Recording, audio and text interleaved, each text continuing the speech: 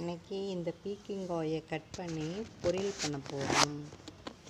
பீக்கங்காய் அறுவடைக்கு தயாராக உள்ளது. அதனால் இதை கட் பண்ண போகிறேன்.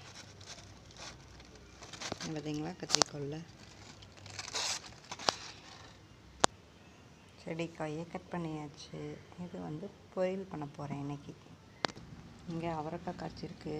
இந்த அவரைக்காயும் பொரிச்சிடலாம்.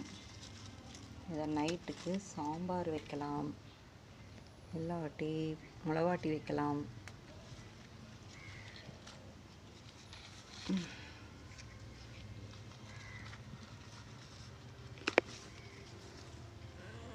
கொஞ்சம் கொஞ்சமாக சின்ன சின்னதாக ஒரு செடி 2 செடி வச்சாலே நம்மளுக்கு வீட்டுக்கு போதும். மருந்தெல்லாம் எதுவும் இல்லாமல் இயற்கையாக நம்ம பயன்படுத்திக்கலாம். இங்கே கொத்தவரங்காய் காய்க்குது பாருங்கள். காய்